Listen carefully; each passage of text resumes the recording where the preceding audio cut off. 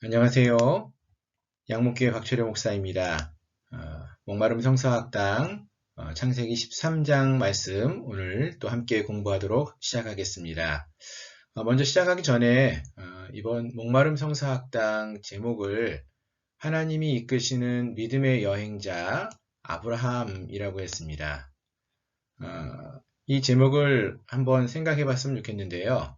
일단 우리가 이번 성서학당에서 공부하는 내용이 아브라함에 관한 내용을 같이 공부합니다. 그런데 이 아브라함은 어떤 아브라함인가 하면은 믿음의 여행자라고 한번 호칭을 붙여봤습니다. 사실 우리가 흔히 생각했을 때 예수를 믿는 것, 믿음, 이런 것들은 어느 한순간 갑자기 생겨날 수 있는 것, 예수를 믿으면 갑자기 생겨나는 것 아닌가, 이런 생각을 할 수 있는데, 사실 창세기의 말씀 속에서 나오는 아브라함의 이야기를 살펴보면은 믿음의 조상이라고 불려지는 이 아브라함의 삶 속에서 여러 번에 걸쳐서 이 아브라함의 믿음이 성숙해져가는 그러한 모습을 발견해 볼 수 있습니다. 그리고 이 믿음에 성숙해져가는 아브라함의 이야기는 주도적으로 하나님이 이끄시는 그런 모습 속에서 확인해 볼 수 있다는 것입니다. 지난 시간에 우리가 살펴봤던 창세기 12장 말씀만 보아도 하나님께서 아브라함을 우르에서 또 하란에서 이끌어 오셨고 또 가나안 땅까지 이끌어 오셨던 그 하나님의 이끄심에 합당하게 아브라함이 가나안에 들어와서 하나님께 제단을 쌓고 예배자로 또 하나님의 이름을 부르면서 믿음이 참 좋은 모습을 보여주고 있습니다. 하지만 곧 이어지는 12장 10절 이하에서 말씀을 보시면은 그 땅에 기근이 임할 때에 아브라함은 여지없이 가나안 땅을 버리고 다시 또 다른 세상, 바벨론이라는 세상에서 떠나왔는데 또 다른 세상인 애굽을 향해서 내려가는 그러한 믿음 없는 모습을 보여주고 있는 것이죠. 그럼에도 불구하고 하나님께서는 그러한 아브라함을 계속적으로 다시 한번 여러 가지 방법으로 이끌어가고 계시다라는 것입니다. 우리가 이 주제, 이 이야기를, 이것을 우리가 앞으로 이 창세기 말씀, 이번 목마름 성서학당을 공부하면서 잊지 마시기를 바라는데요. 계속적으로 반복적으로 아브라함의 이야기 속에서 이 이야기가 나온다는 것이죠. 아브라함 그 사람 한 명 그 자체를 본다면은 그는 참 연약한 자라는 것이죠. 그가 믿음이 훌륭한 자가 되지 않는다는 것이죠. 하지만 하나님께서 그러한 아브라함을 줄기차게 포기하지 아니하시고 믿음으로 이끌어가고 계시다는 것입니다. 아브라함은 그래서 하나님을 만나고 하나님을 알아가는 그래서 믿음이 성숙해져가는 믿음의 여행자 이러한 표현을 써볼 수 있지 않을까라는 생각이 듭니다. 함께 우리가 이 창세기 말씀을 공부해 가면서 믿음이 아주 연약한 이 아브라함의 믿음이 어떻게 점점 더 성숙해져 가는지를 좀 함께 살펴보고 또 우리의 믿음도 성숙해져 가는 그러한 시간이 되었으면 좋겠습니다. 자, 바로 13장 말씀을 공부하려고 하는데요. 저희가 성경을 공부하는 여러 가지 방법이 있다고 말씀을 드렸지만 그 중에서 저희가 함께 공부하는 방법은 기납적 성경 연구법을 통해서 공부한다고 했습니다. 처음에 기도하시고 말씀을 읽고 또 관찰, 해석, 적용의 단계를 거쳐서 우리가 하나님 말씀을 함께 살펴볼 것입니다. 먼저 기도하겠습니다. 하나님, 오늘도 우리가 창세기 13장 말씀을 함께 살펴봅니다. 거룩하신 하나님께서 지혜와 계시의 영을 저에게 부어주시어서 하나님의 선하신 뜻을 알게 하시고 연약한 사람 아브라함을 하나님의 믿음의 사람으로 이끌어 가시는 하나님의 크신 손길을 바라볼 수 있는 저희를 되게 하여 주옵소서. 이 시간 우리의 생각과 우리의 마음, 혼탁한 마음들 다 내려놓게 하시고 오직 하나님의 전능하심을 의지하며 나갑니다. 하나님, 이 시간 우리와 함께하여 주시고 우리에게 말씀하여 주시고 또 우리가 그 말씀을 듣고 믿음으로 반응하며 나갈 수 있는 은혜의 시간 되게 하여 주옵소서. 예수님의 이름으로 간절히 기도드립니다. 아멘. 예. 이제 우리 하나님 말씀을 함께 읽으려고 하는데요. 처음부터 끝까지 이 시간에는 소리 내어서 함께 읽도록 하겠습니다. 창세기 13장입니다. 아브라함이 애굽에서 그와 그의 아내와 모든 소유와 롯과 함께 네겝으로 올라가니 아브라함에게 가축과 은과 금이 풍부하였더라. 그가 네겝에서부터 길을 떠나 베델에 이르며 베델과 아이 사이 곧 전에 장막 쳤던 곳에 이르니 그가 처음으로 제단을 쌓은 곳이라. 그가 거기서 여호와의 이름을 불렀더라. 아브라함의 일행 롯도 양과 소와 장막이 있으므로 그 땅이 그들이 동거하기에 넉넉하지 못하였으니 이는 그들의 소유가 많아서 동거할 수 없었음이니라. 그러므로 아브라함의 가축의 목자와 롯의 가축의 목자가 서로 다투고 또 가나안 사람과 브리스 사람도 그 땅에 거주하였는지라. 아브라함이 롯에게 이르되 우리는 한 친족이라 나나 너나 내 목자나 서로 다투게 하지 말자. 내 앞에 온 땅이 있지 아니하냐. 나를 떠나가라. 내가 좌하면 나는 우하고 내가 우하면 나는 좌하리라. 이에 롯이 눈을 들어 요단 지역을 바라본즉 소알까지 온 땅에 물이 넉넉하니 여호와께서 소돔과 고모라를 멸하기 전이었으므로 여호와의 동산 같고 애굽 땅과 같았더라. 그러므로 롯이 요단 온 지역을 택하고 동으로 옮기니 그들이 서로 떠난지라. 아브라함은 가나안 땅에 거주하였고 롯은 그 지역의 도시들에 머무르며 그 장막을 옮겨 소돔까지 이르렀더라. 소돔 사람은 여호와 앞에 악하며 큰 죄인이었더라. 롯이 아브라함을 떠난 후에 여호와께서 아브라함에게 이르시되 너는 눈을 들어 너 있는 곳에서 북쪽과 남쪽 그리고 동쪽과 서쪽을 바라보라. 보이는 땅을 내가 너와 네 자손에게 주리니 영원히 이르리라. 내가 네 자손이 땅에 티끌 같게 하리니 사람이 땅에 티끌을 능히 셀 수 있을진데 네 자손도 세리라.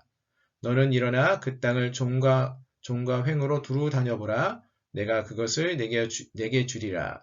이에 아브라함이 장막을 옮겨 헤브론에 있는 마므레 상수리 수풀에 이르러 거주하며 거기서 여호와를 위하여 제단을 쌓았더라.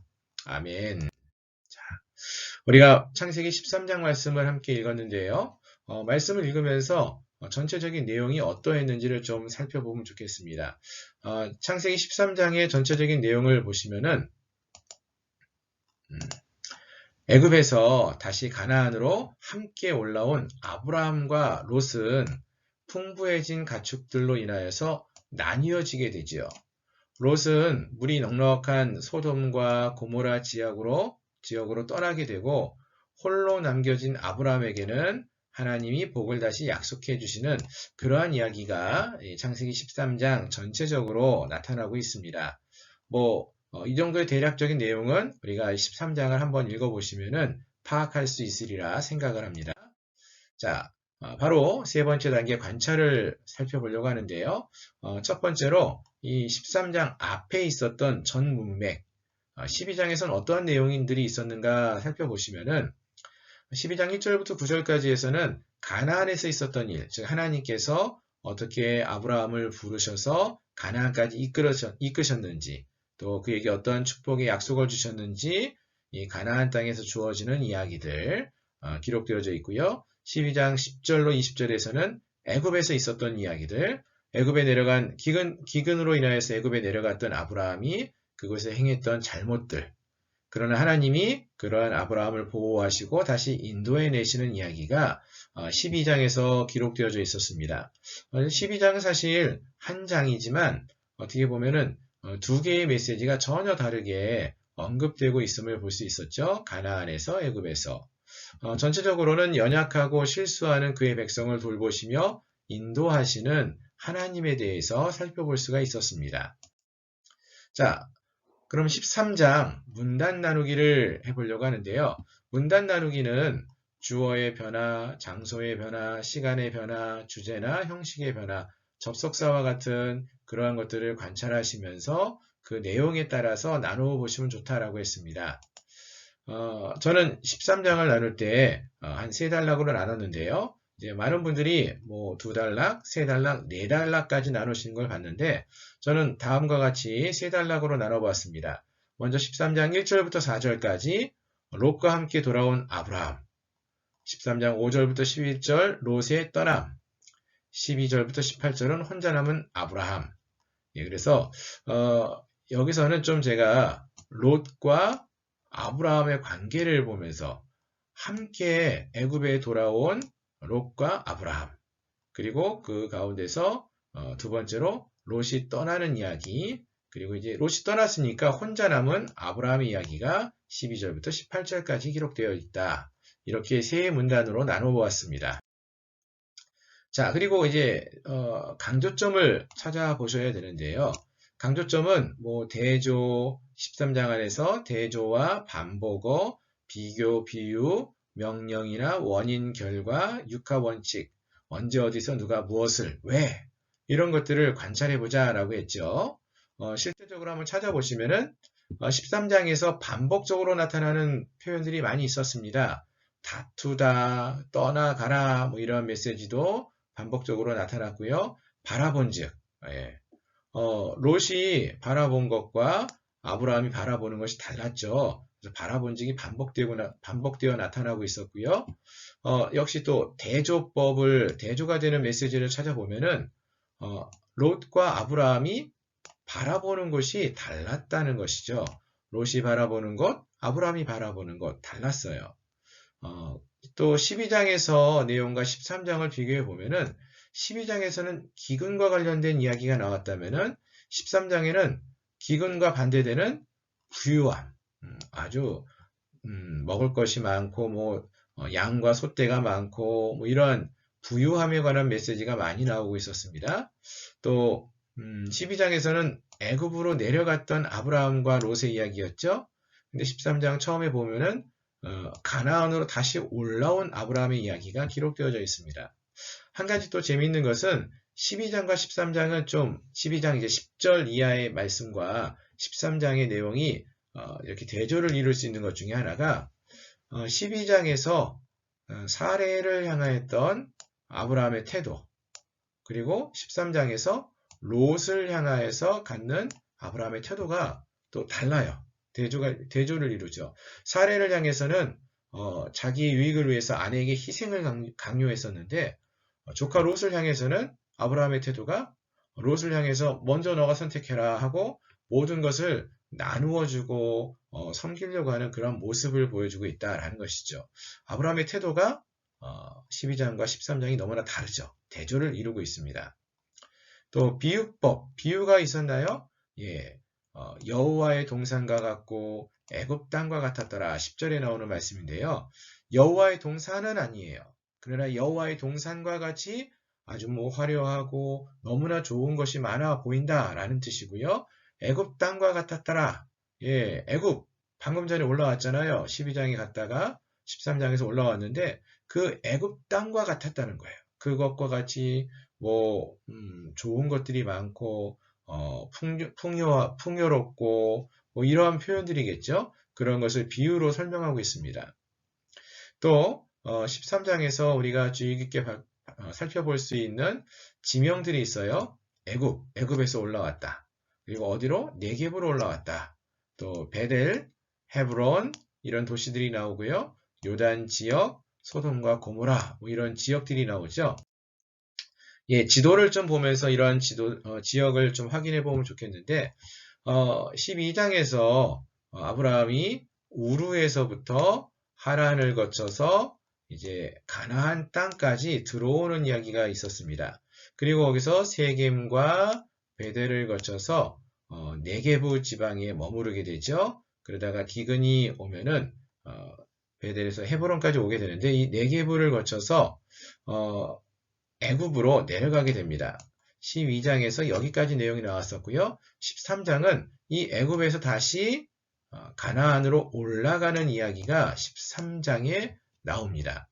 자, 이 13장에서 나오는 그 중요한 지도를 조금 다른 지도를 통해서 확인해 보려고 하는데 사실 이 지도는 나중에 우리 창세기 20장에서 살펴보게 될 지도입니다. 여기서는 좀 중요한 도시들 위치만 좀 확인해 보면 좋겠는데 세겜이 있고요. 그리고 베델, 그리고 아이 요 사이에 베델 사이에서 아브라함이 제단을 쌓았다는 이야기가 나왔었죠. 그리고 예루살렘과 베들레헴을 지나서 헤브론이 있습니다. 헤브론은 기리앗 아르바라고도 부르고요. 이 헤브론 밑에 한참 밑에 내려가면 뭐가 있습니까? 부에셰바가 있죠. 부에셰바가 사실은 그 이스라엘 지역에서 가장 최남단에 있는 그러한 도시다 이렇게 볼 수 있습니다. 자, 그런데 여기 보면 네게브라는 표현이 있어요. 네게브. 이 네게브는 그래서 어떤 도시를 말하는 것은 아니고 네게브는 그 뜻이 남쪽, 남이라는 뜻이에요. 남쪽 지방. 그래서 12장에서 말씀 속에서 12장 9절에서 남쪽으로 내려갔더라. 이 말은 세겜을 거쳐 베델을 거쳐서 남쪽으로 네겝으로 내려가고 있다. 그래서 아마 부에셰바, 헤브론을 거쳐서 부에셰바까지 내려갔다라는 점점 더 깊숙이 하나님의 땅 가운데 자리 잡고 있다라는 것을 말해주는 것 같고요. 13장에서는 이 애굽이 여기 있거든요. 애굽에서부터 네겝으로 올라갔더라 라고 말을 해요. 이 네겝은 결국 이스라엘 땅에서, 즉 가나안 땅에서 가장 최남단을 호칭하는 지방을 호칭하는 거죠. 네겝 지방, 남쪽 지방을 말하는 것입니다. 그래서 이 네겝은 가나안 땅에 속하는, 즉 이스라엘 땅에 속하는 남쪽 지방을 통칭하는 그런 표현으로 보시면 좋겠습니다. 자, 바로 해석을 살펴보려고 하는데요. 1절부터 4절까지 해서 롯과 함께 돌아온 아브라함의 이야기가 있습니다. 여러 지역들, 장소가 등장하고 있었는데요. 네겝으로 올라갔더라 라고 했죠. 네겝으로 올라가니 라고 했는데 이 네겝은 다른 말로 하면 남방이라고 했어요. 어떤 남방이냐? 가나안 지방에서 남쪽 지방, 가나안의 남쪽 지방, 하나님이 주셨던 약속의 땅 남쪽 지방을 통칭합니다. 그리고 또 베델과 아이 사이 처음 제단을 쌓았던 그곳, 지금 쌓은 것은 아니지만 처음 예전에 12장에서 베델과 아이 사이에서 처음으로 제단을 쌓았던 곳이라는 것이죠. 그곳으로 다시 올라가게 됐죠. 남쪽에서 베델과 아이 사이로 올라갔다가 다시 헤브론까지 내려오죠. 여기서 여호와를 위하여 제단을 다시 쌓았더라. 이제 완전히 애굽으로 내려갔던 이 아브라함이 하나님과의 관계를 완전히 회복했다라는 것을 여호와를 위하여 제단을 쌓았더라라는 이 표현 18절에 나오는 말씀을 통해서 확인해 볼 수 있습니다. 자, 이 장소들을 우리가 살펴보면서 알 수 있는 것은 애굽에서 하나님의 은혜를 경험하고 아브라함이 다시 가나안 남방으로 올라갔다는 거예요. 이것은 어떠한 그 아브라함의 육체적인 이동, 그 가족들이 육체적으로만 이동한 것을 말하는 것이 아니라 그의 영적인 상태도 회복되고 있음을 보여주는 것입니다. 남방으로 올라갔고요. 또 마침내 헤브론에 가서 여호와를 위하여 제단을 쌓았다. 하나님과의 관계의 회복이 이루어졌다라는 것을 말해주는 것입니다. 그래서 가나안 여러 지역에서 다시 하나님께 제단을 쌓음으로 예배를 회복하고 또 하나님의 이름을 부름을 통해서 그의 믿음이 회복되어졌구나라는 것을 확인해 볼 수 있습니다. 자, 재미있는 것은 애굽에서 아브라함이 실패했었잖아요.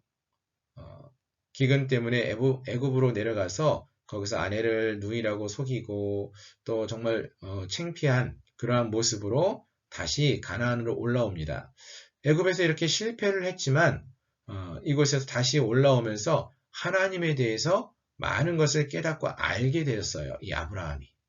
하나님이 나를 이렇게 사랑하셔서 내가 실수해도 나를 다시금 이끌어 주시는 하나님이시구나. 그리고 그 실패 이후에 그래서 하나님에 대하여 다시 한번 믿음을 회복하는데 하나님의 이름을 다시 부르게 되었다라는 것을 알 수 있습니다.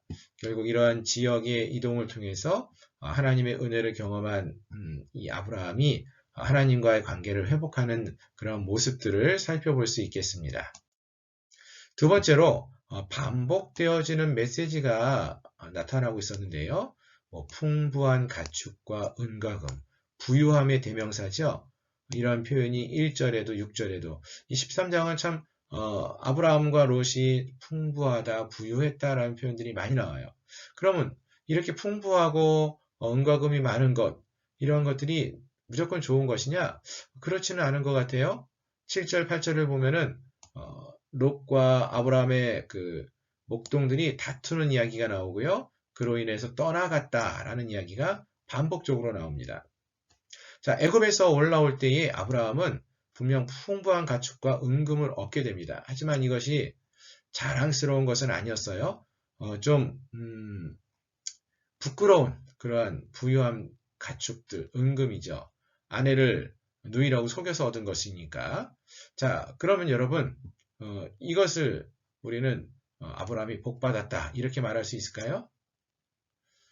부유함이 주어졌다는 것을 단지 복으로 볼 수만은 없다는 것이죠. 많은 경우 하나님께서 복 주실 때 이러한 방법을 통해 주시기도 합니다. 하지만 여기서 주어지는 창세기 13장에서의 부유함, 풍부한 가축과 은금은 또 다른 시험과 연단을 주시는 모습이다. 이렇게 볼 수도 있을 것 같습니다. 즉 창세기 12장에서 기근의 시험이 있었습니다.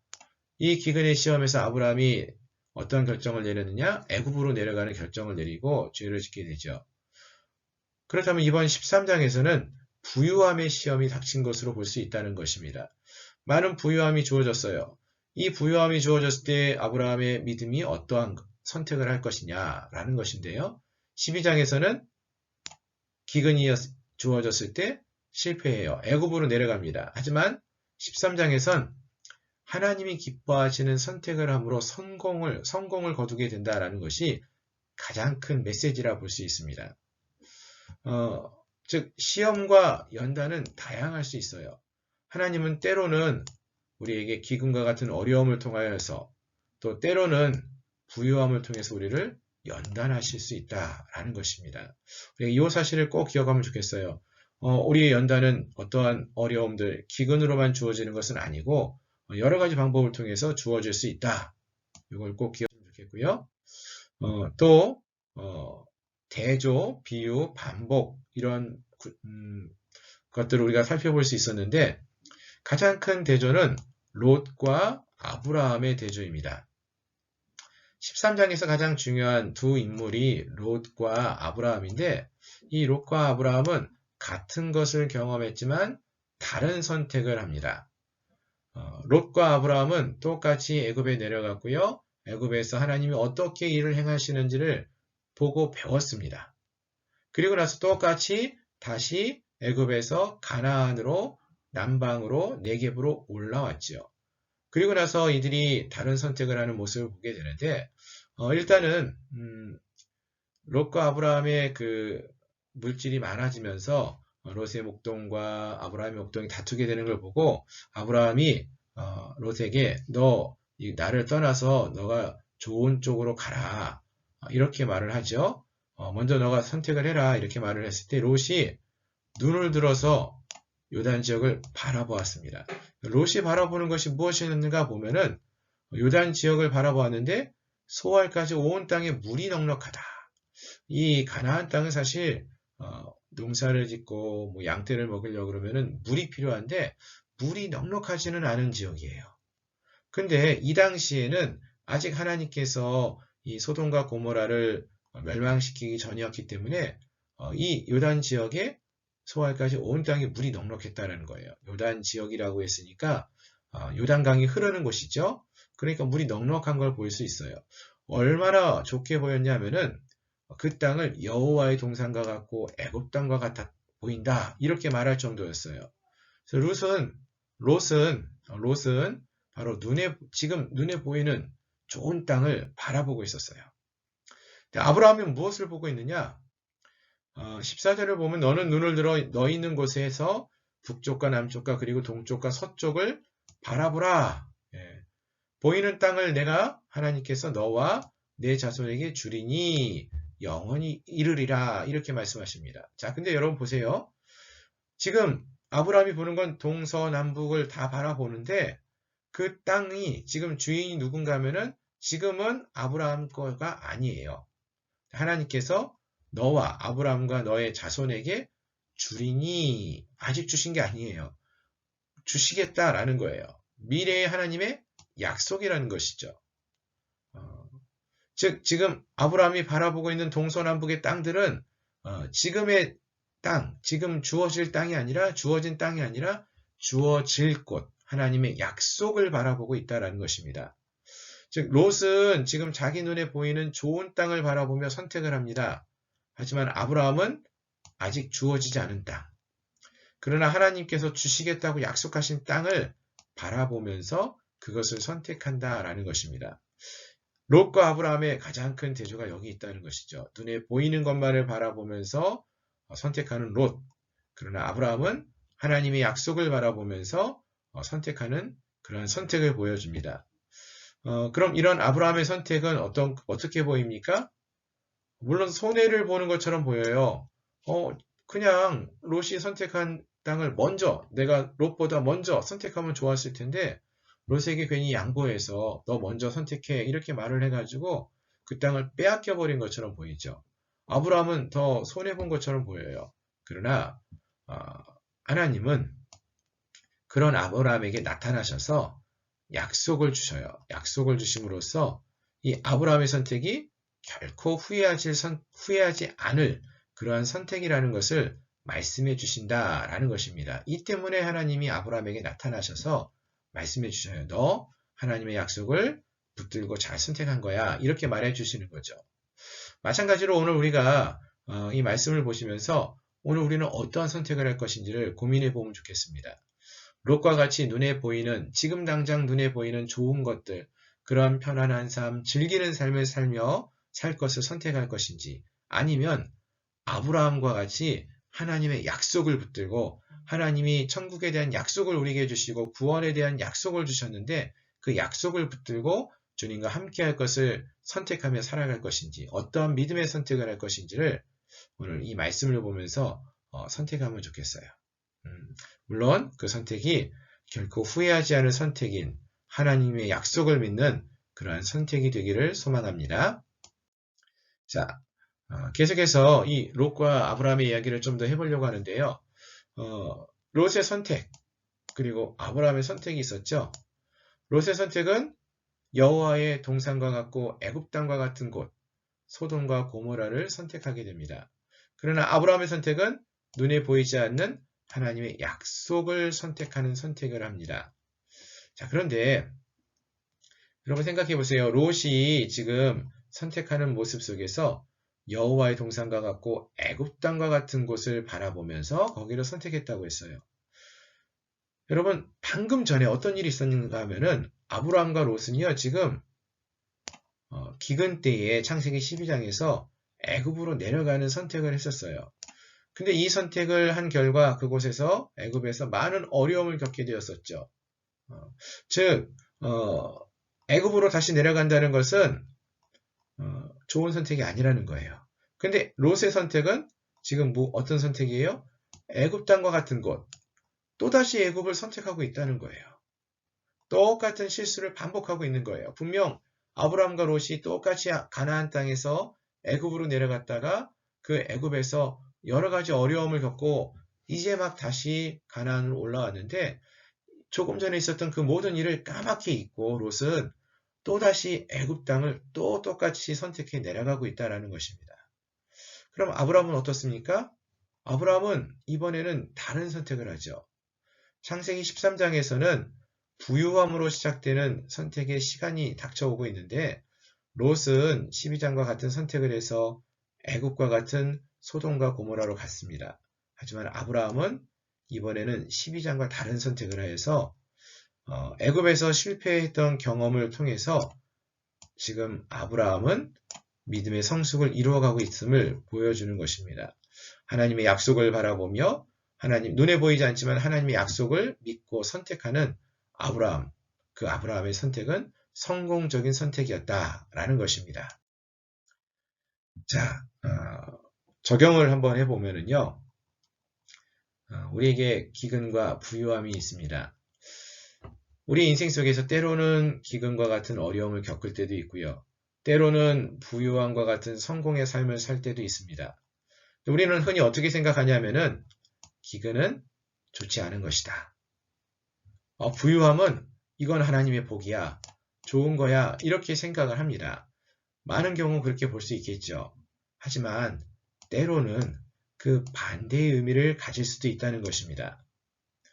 생각해 보세요, 여러분. 사람들은요, 언제 기도하느냐, 언제 하나님을 찾는가 보면은 기근과 같이 힘든 시간에, 내가 아무것도 할 수 없는 그런 시간에 하나님을 찾아요.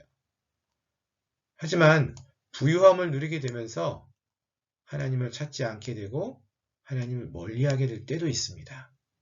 즉 눈에 보이는 것이 전부가 아니라는 것이죠. 기근 무조건 나쁜 게 아니고요. 부유함 무조건 좋은 게 아니에요. 중요한 것은 우리가 무엇을 바라보느냐라는 것입니다. 눈에 보이는 부유함을 바라면서 지금 우리가 살고 있지는 않습니까?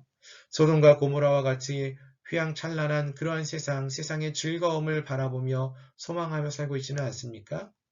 아니면 지금 우리는 하나님의 약속을 바라보며 지금 당장의 삶이 아닌 하나님과 함께하는 그러한 삶을 기대하며 즐거워하며 삶을 살아가고 계십니까?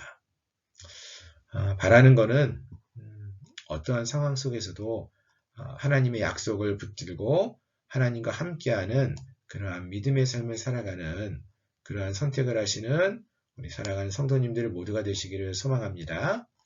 예, 오늘 13장은 이러한 내용을 중심적으로 우리가 좀 살펴보았고요. 12장 10절부터 20절까지 내용과 대치되어지는 그러한 말씀으로 우리가 살펴보면서 생각하면서 살펴보시면 좋겠습니다. 자, 또 우리 성도님들이 13장을 공부하면서 좀 몇 가지 질문들을 많이 보내주셨는데요. 몇 가지 질문에 대한 답을 좀 한번 생각해 보려고 합니다. 먼저는 왜 아브라함은 롯에게 먼저 선택을 하도록 선택권을 주었느냐? 이 질문을 하신 분들이 좀 있었어요. 이미 아브라함은 애굽에서 올라오면서 많은 물질을 소유하고 있었고요. 이 부유함은 자기의 힘으로 얻는 것이 아니라 하나님으로부터 하나님께 속한 것이고 하나님으로부터 얻는 것이다 라는 그러한 배움이 있었던 것 같습니다.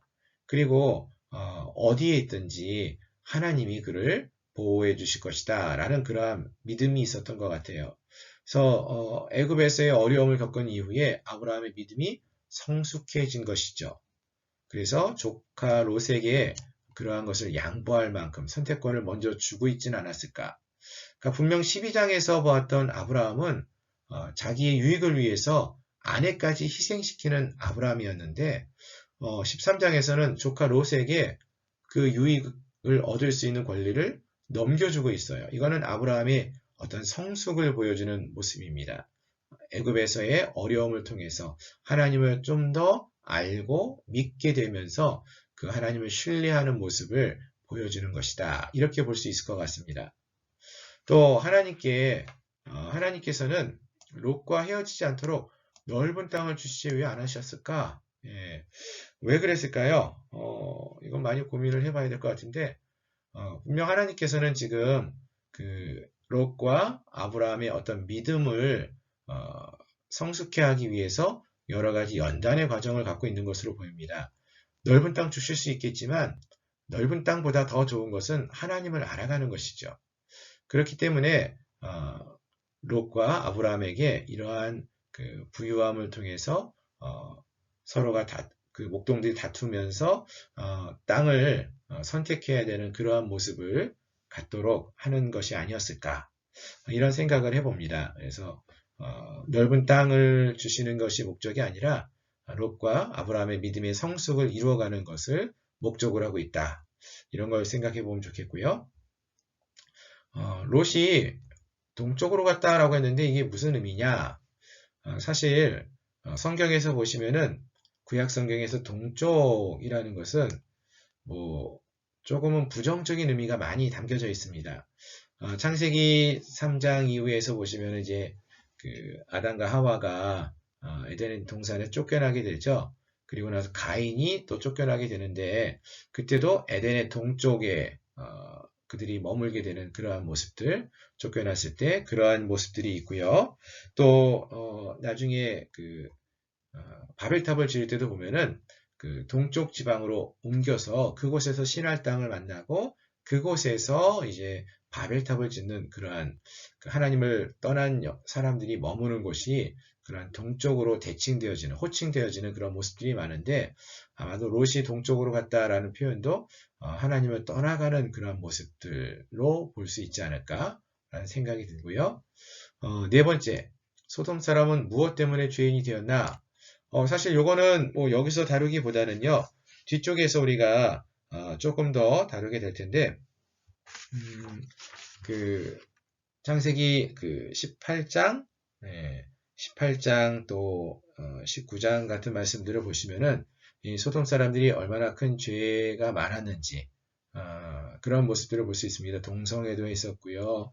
어떤 성적으로 타락했던 모습들, 그런 모습들도 나오고요. 무엇보다도 이 소돔에서는 하나님을 신뢰하고 믿고 따르는 사람들이 한 명도 없었어요.